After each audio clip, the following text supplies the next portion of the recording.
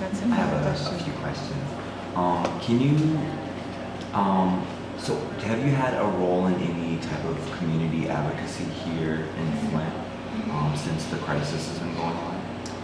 Well, recently I auditioned and got into a play that will be this spring at Flint Youth Theater, which is right across the street from the lighting down in the Flint Cultural Center, and it's called Most Blank City in America.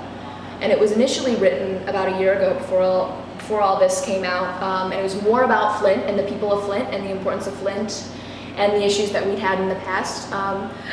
Excuse me. But now it's sort of partnering with this water crisis. So I plan on working on that.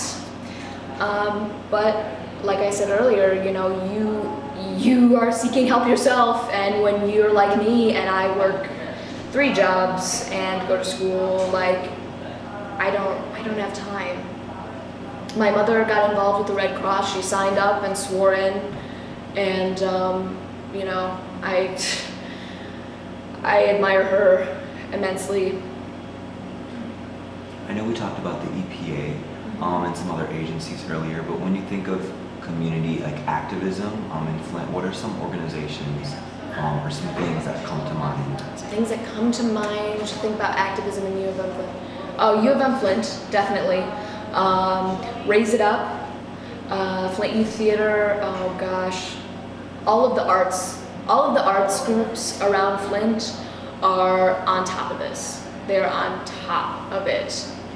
I think that's all I got. Have you seen any collaboration or maybe some resistance between community activist groups and political groups or politicians? Resistance, what are the words you used? Resistance? Or collaboration. Or collaboration.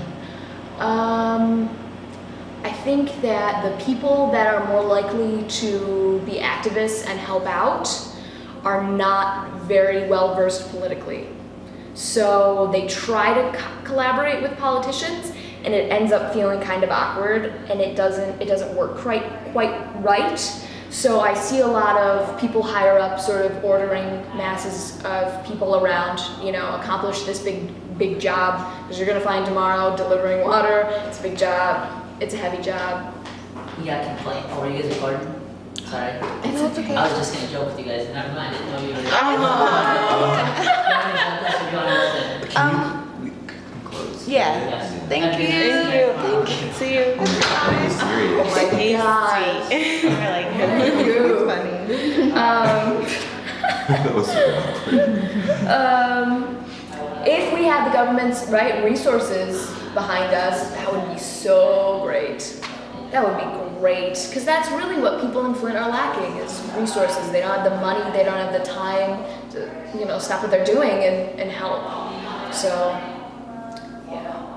So then, I know you kind of answered this just now, but when thinking about what would be most effective for Flint, for people in Flint, when looking at community like advocacy groups, and like working with like politicians, what would you say are some of the best ways to kind of bring everyone together? Physical talks are the best way to bring people together. To take it down to a nice group of people, leaders in Flint, and talk about resources. Let the people of Flint decide what to do with the money and what to do with the resources and where to put the time.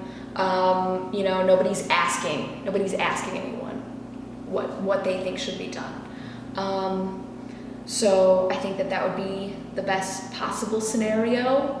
But I've even thought about in the past couple weeks, you know, water buffaloes. If we just brought in a couple water buffaloes down Saginaw Street, we haven't had a single water buffalo. Can you believe that? What is that? It's just this, it's like a giant tank of water, connected typically to like a truck, and people come and they fill up their jugs. And then I was thinking, what if we had like community showers? Like what if we built these, you know, sort of just shower facilities so that people could come and like maybe bathe their children in private and bathe themselves, because I can't bathe in the water. My skin is really sensitive and I break out in a horrible rash, and then I get this like dizzy feeling. And I'm not sure what it's from, right? This has been happening for like a month and I still don't know. So I think that would be really useful, some practical help like that. Switching gears a little bit, do you remember where you were or what was around you when you kind of first were finding out about what was going on in Flint with the water and the lead? Well, in the past year, there were a lot of, E. coli in this district, this in this district popping up. And, we felt really strange about it. But the day that they came out and really, really told the masses about what was happening was a Monday. And I happened to be working that morning at Eisenhower Elementary School, which is near downtown Flint. And I came in and I was real hungover from the previous night. And I work with first graders too, so you can just imagine, 40 first graders running around, and I'm just like, all right, And so I sit down and everybody's getting situated and we're doing roll call and such, and they come on the PA, good morning, Eisenhower students, Eisenhower pledge, all this, whatever that we do every morning. Also, City of Flint has issued an emergency. There is lead in the water. Please do not use the water fountains. Until further notice, please use hand sanitizers and such. And they took these big purple bins and they put the purple bins over the water fountains. And I was like, what is going on? I guess this is gonna last a couple days. We're gonna have these purple bins. And it was sort of goofy, right? And a student of mine, I'm a teacher's assistant, I was talking to the teacher about it. And we're like, this is just so weird. This is just weird, are they serious? And we happened to look over and a student had taken the purple bin off of the water fountain in the classroom and was drinking out of the fountain. And the teacher screamed. She screamed, "Stop drinking, stop!" And I just, I couldn't even believe it, how she reacted, and all the kids, right, look. And this girl, sure enough, was like, oh, she wasn't paying attention, obviously, when the PA came on, put the purple bin back, wiped her mouth, sat down at her desk. And that's when it hit me. So yeah, that was the day, and probably a day I'll never forget. But really, when the children, people are gonna say it all the time, children. But when my students, were coming to school, their parents were presenting, right, these health forms that, their child had been tested for lead and had it in their blood, right, and it's causing them to have problems in school, that's when it really became real for me.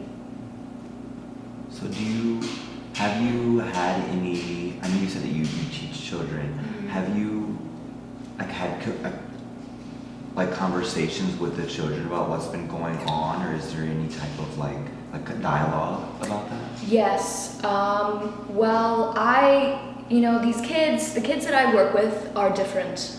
They don't tell on each other, and they're real appreciative of the things that they get in school. And our classroom is very overcrowded, and these kids are not dumb. They're very smart. They grew up in Flint. They're very smart kids, and nothing can sort of tremble them. They're very tough. And so talking about this with them is like second nature. And when you're to me, living in Flint my entire life and then finding out at 17, 18 that the water's poisoned, I know this is wrong, but the kids, they already know so much is wrong in their city that it doesn't shock them. It doesn't shock them. But it definitely makes their lives a lot harder and complicates things even more. I have a godson who's about 4 years old. I have to go to my grandmother's house, which is in Davison, which is a suburb of Flint, to shower. And he was over there one night, and I was talking to him about it. And he, from Davison, which is a predominantly white community, couldn't understand. well, why? Why? Because, because it happens, because of chemicals. But why? So it's a range, right? And then you also have these kids who are cognitively underdeveloped because of their lead poisoning. So how can you ever expect them to understand what's going on?